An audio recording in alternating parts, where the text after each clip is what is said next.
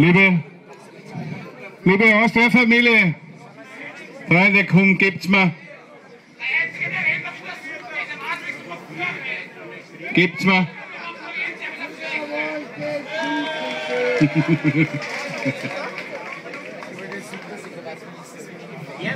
Freunde.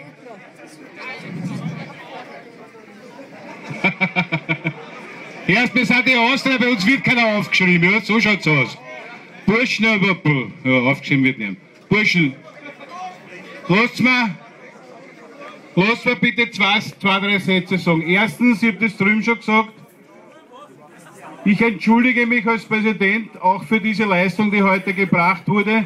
Unsere Spieler wissen selber am besten, das ist erstens nicht die Austria, das ist schon gar nicht, halt, zusammen einmal und lass mich ausreden.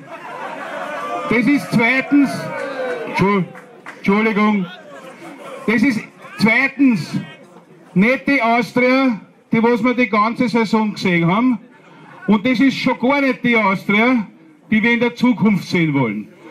Und was wir jetzt, Freunde, und ich habe das bei anderer Gelegenheit auch schon gesagt, wenn du eine auf die Goschen kriegst und am Boden liegst, gibt es genau zwei Möglichkeiten. Liegen bleiben oder aufstehen. Und jetzt frage ich euch, sind wir die liegen bleiben? Niemals! Austrianer bleiben nicht liegen! Freunde, wir werden aufstehen, wir werden kämpfen und unsere Mannschaft braucht jetzt unsere Unterstützung.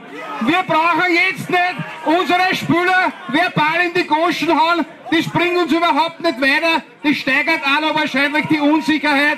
Jetzt müssen die spielen. Wir sind angefressen, so geht's nicht. Aber wir stehen hinter euch und erwarten, dass ihr weitermacht. Kämpft, beißt, kratzt. Und die nächsten Spiele wollen wir andere Austria sehen. Und das erwarten wir von euch allen und wir werden die Mannschaft dabei unterstützen. Freunde, lassen wir uns nicht jetzt auseinander dividieren. Es bringt uns überhaupt nicht weiter. Danke, Geschichte.